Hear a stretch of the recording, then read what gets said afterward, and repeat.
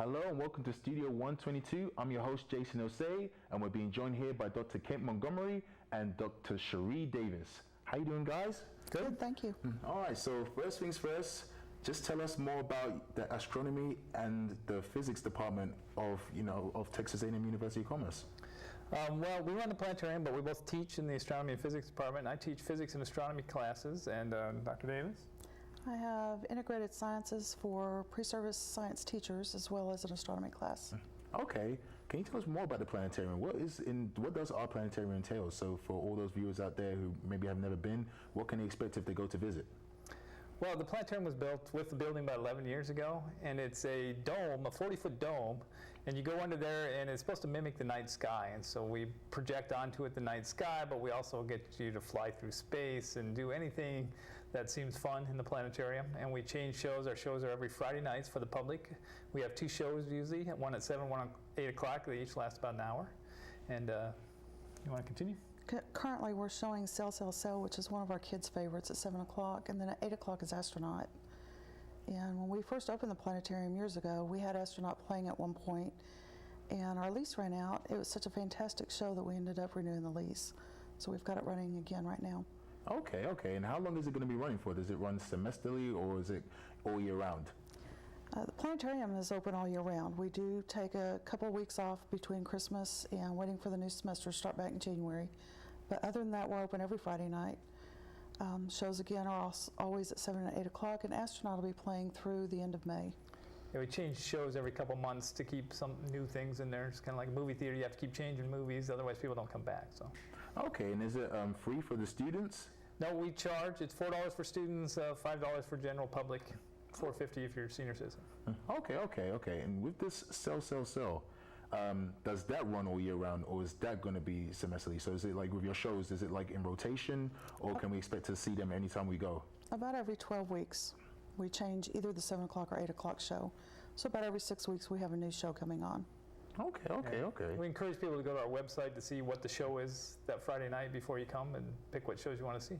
Okay, and in terms of the subjects that you guys teach, I want you to tell me more. Like, what do you guys teach students, and how do you feel that this applies to them? Like, especially like going out there into real life, when you're going into different conversations, because obviously you're gonna have majors and non-majors for certain things. How does it affect the different groups of students?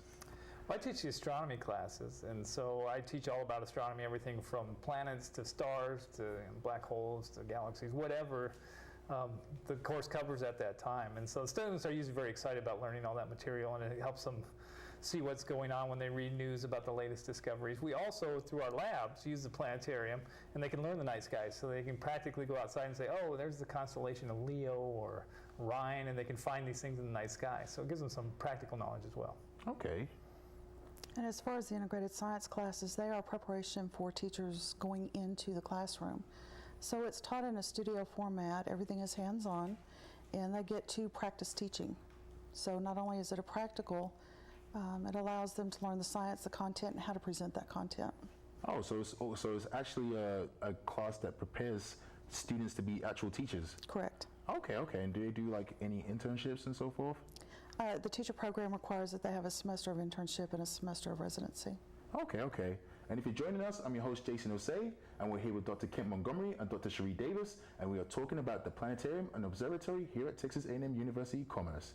All right, so let's talk more about the observatory. How far can the telescopes in the observatory actually view?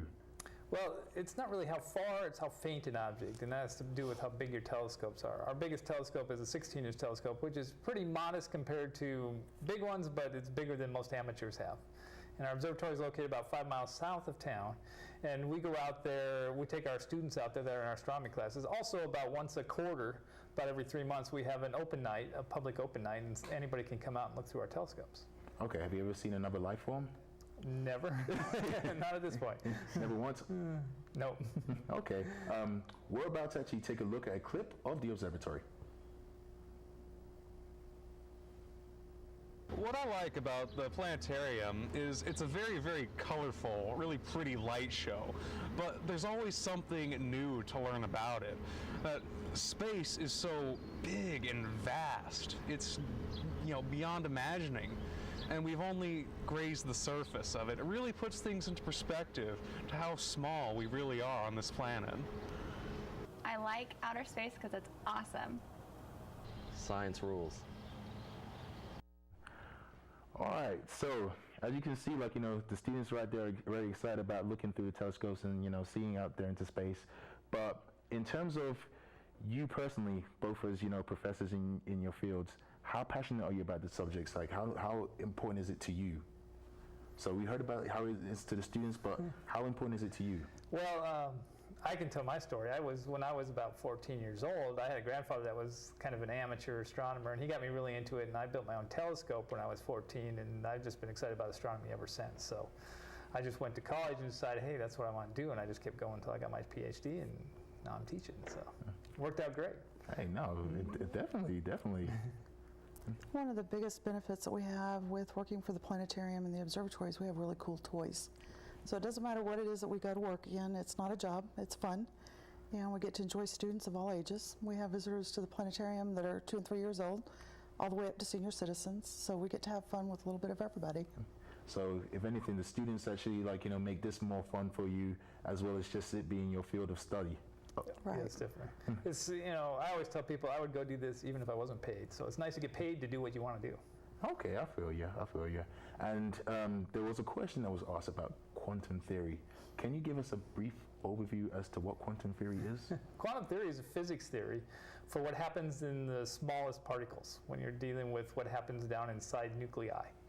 And to understand quantum theory, you have to change your idea of like where a particle is. It's not really at a position, there's a probability it's here, or there's a probability it's there. And if you measure one thing, you can't measure another one. And so you run into limits. And so that's why science fiction really likes to deal with this, because it's more probability than predictable. No, I feel you. And for our viewers, is there any kind of last comments that you would like to say about the planetarium and the observatory and just science in general, and as to why they should get involved? Well, I think it's always fun to spend time thinking about stuff beyond yourself. Keeps you excited about life when you start thinking about, what's really out there and where are we, and keeps you motivated. One of the really cool things about the planetarium, people can come in and visit. It doesn't matter what the conditions are. Weather's always pretty inside the planetarium. They can see the stars and learn something new that they may not have known before that they can take outside and practice. So they can come in, learn what's up that particular night, go outside and view for themselves and see what they can remember and what they can find. Okay. And I'd say that's actually really, really, great insight, especially for me, because I'm actually going to come and visit. All right. So thank you guys for joining us. Thank you. And thank you guys for joining us. This is Studio 122. I'm your host, Jason Osei, and we'll be back in the next segment. Ever since I was a young boy, I wanted to be an astronaut. It was pretty nice. Just a bunch of people came into the planetarium. We had an introduction from one of the professors, I think. I don't think it was Dr. Montgomery, but they had an introduction. They talked about the stars and the constellations, and had a brief movie about comets and planets and stuff like that for a good while. What I like about science is, well, everything. I guess it's just the way that it kind of plays into every aspect of life. The more I learn in all of my classes, the more everything around me seems to make sense.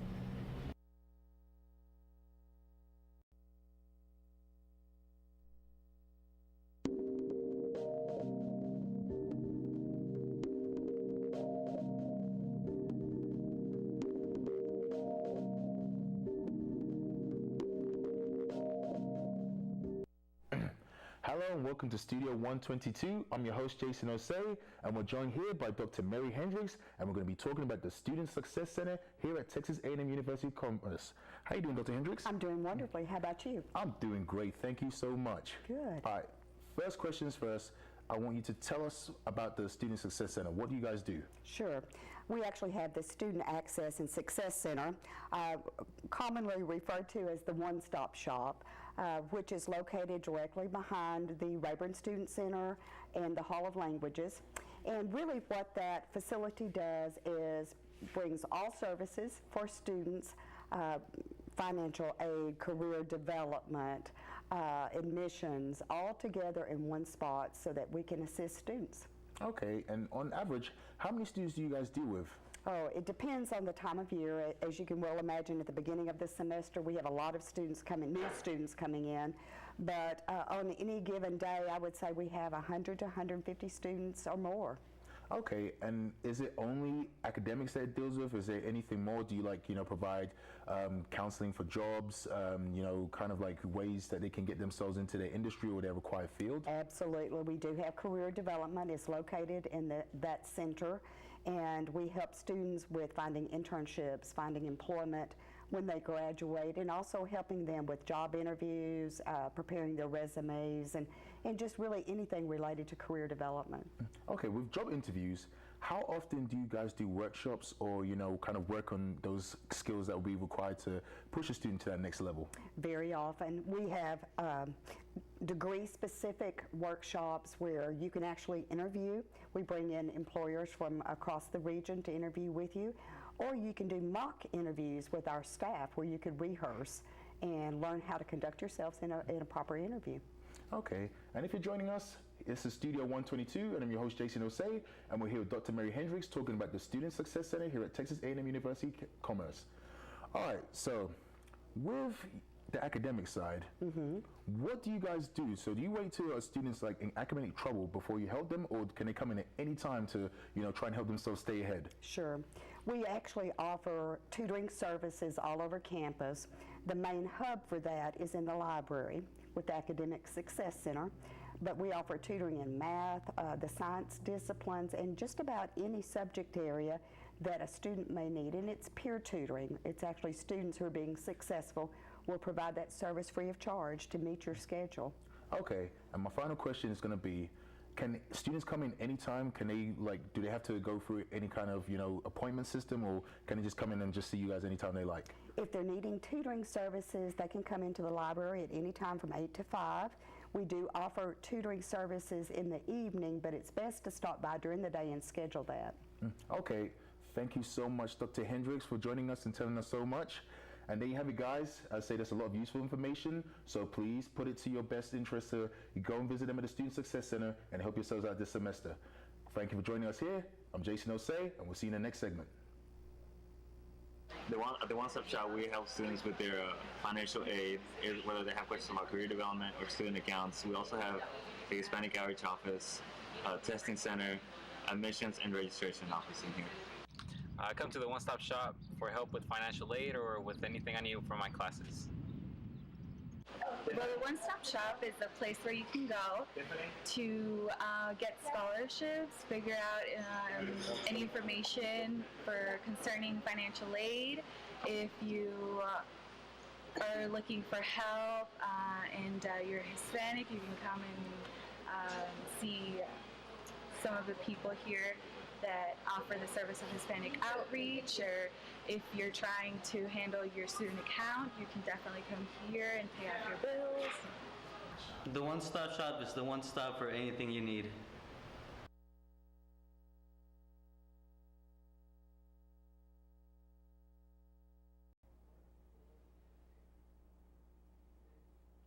Welcome back to Studio 122. I'm your host, Jason Osei, and we're being joined here by Nick Petras, and he is the Assistant Director of the Counseling Center. How you doing, Nick? Doing very well, thank you. Okay, so first things first, tell us more about the Counseling Center. What do you guys do? Well, the Counseling Center provides basically counseling services for students. Individual, couple, and group counseling services for students only. We do not serve faculty or staff. It's strictly for the students. Okay, and you guys are accessible anytime. You can come and, talk to you at any point in time. Don't have to be, at certain hours or so forth. I would love to tell you that we're open 24 hours a day. We're not. We're open from 8 to 6, Monday through Thursday, 8 to 5 on Fridays. We are accessible after hours for crisis intervention. And so that's done via the telephone and then a counselor's dispatch. But we're actually physically in the Counseling Center Monday through Friday, typically 8 to 5, 8 to 6, Monday through Thursday. Okay, and in terms of issues that students can come and talk to you about at the Counseling Center, what type of things can they come and talk to you about, and what kind of things can they not talk to you about, so that our viewers are clear on that? Basically, a student can come and talk to us about anything that's causing them emotional distress. That could be academic concerns, It could be relationship concerns. It could be family issues that they're dealing with. It could be anxiety or depression, which are the two highest incidence things on college campuses. It could be something as serious as contemplation of suicide. So it literally runs the gambit. And our counselors are trained to work with any of those issues and a whole host of other things that we wouldn't have time to even list out today. Okay, and it's completely confidential, so your students don't have to worry about the information being leaked to like teachers or parents or anything? That's very important, a very important facet of counseling. And basically, every one of us are licensed professionals, and both ethically are bound to confidentiality as well as legally. And so what's shared within the counseling session stays between that student and the counselor. There are a couple of exceptions to confidentiality, and those are real legal issues. If we believe that a student may harm themselves or someone else, we're going to attempt to intervene to keep them safe. And also, if we become aware that children or the elderly are being abused in any way, by legal statute, we must notify the authorities of those types of things. Anything else is totally and completely confidential and not a part of the student's educational records either. Okay. And in terms of your traffic, how many students do you actually see on a regular basis? That's a tough one to estimate. I would say that on a typical week, we probably see somewhere between 250 to 350 students in individual settings. So 7 individual counselors seeing about 250 to 350 students per week. Okay, and is there any kind of, how do I say it, pre-assessment before you see students, or can they just come and just see you? They can walk in, they can call ahead and schedule an appointment, and what they're doing is scheduling an intake. And so that will be assigned to a counselor, and from there, after the intake, then each of those persons will be assigned to a specific counselor, and that will be their counselor for the duration of the time that student comes into the counseling center. Okay, and have you got any final comments for our viewers as to why they should see you if they're going through distress? Well, I think the most important thing is to dispel any myth about you have to be crazy to see a counselor, only mental people go see counselors. Basically, anyone who is having any sort of challenges, distress, and just needs an unbiased, trained professional to talk things through should come to the counseling center. That's what we're here for. The student services fees pay for these services, and so this is all provided at a no-cost basis to the students. Okay, thank you so much, Nick, and thank you guys for viewing. As you see, you got some great information there, so please use it. I'm Jason Osei. Thank you for joining us, and we'll be back in the next segment. Yeah, I had a great time at the counseling center when I went. Me and a couple of friends went to just try out the relaxation rooms, and yeah, we had a good time. It was we felt pretty relaxed. Every time I go to the relaxation center, I have the best time of my life. I went to the relaxation center here at the counseling center, and it felt awesome. I fell asleep, and it was just great, so peaceful and everything.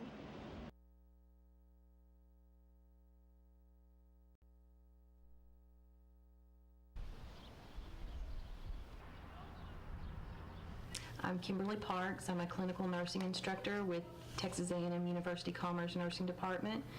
Our department provides a high level of education utilizing state-of-the-art equipment, including high-fidelity mannequins and a simulation hospital.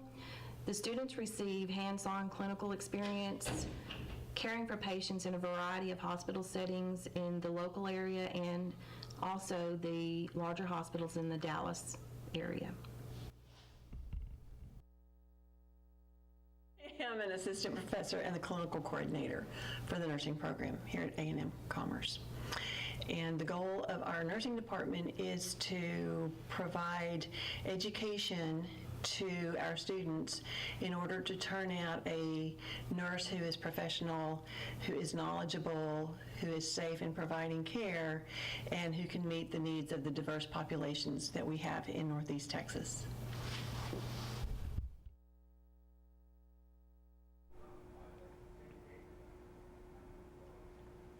Welcome back to Studio 122. I'm your host, Jason Osei, and we're joined here by Kristen Klawinski and Charles Clift. How you guys doing? Good, thank you. All right, so first things first, tell us what you guys do in the nursing department. Yeah, so in the nursing department, we go over different, we have different courses where we study different factions of nursing overall, and most importantly, we have clinicals that we go to where we provide care to actual patients throughout hospitals in local regions and also in the major Dallas Metroplex. Okay, and how long is the program, how long do people actually go through the program for? So is it like 2 years, 4 years? The actual program is 2 years. Okay. And in terms of, actual, because you said you had different, sections of nursing. Yes. Can you explain to us some of the different sections that are available? Sure. So we focus on adult health and pediatrics. We also look at psychology aspects of it, and we're looking at geriatrics, and they take us through all of these different levels of different nursing care so that we have an overall branching of an understanding of the kind of care that we're supposed to provide. Okay, and how many students do you guys have in the actual nursing school? 30 roughly? Yeah. 30. Okay, so it's not actually like a really, big number of students. No, it's not very huge or anything. It's pretty close-knit. Yeah, we are, like family. Oh, I'll say, it's always good to have family with you, studying with you. And I guess since it's like, very kind of like, a tight-knit group, does that mean that in terms of levels of supports from teachers and so forth, it's actually much more easier for like teachers to be able to give, instruction to students and for them to get, mentorship from the teachers? I would say so, because there are, so few of us that it's really easy to get that one-on-one time with our instructors, and we can go to them in an advisor capacity or if we're having any struggles with anything, and they help us through that. Okay, and what are the requirements to get into the actual nursing school? You have a list of prereqs you have to accomplish first, which is anatomy, microbiology, chemistry, just your basics.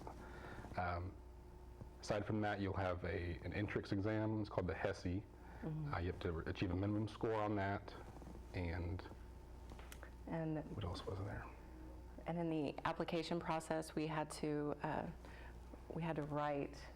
Oh, right, an essay. An essay to get in. And usually with most nursing programs, and ours is no different, they expect a certain level of GPA.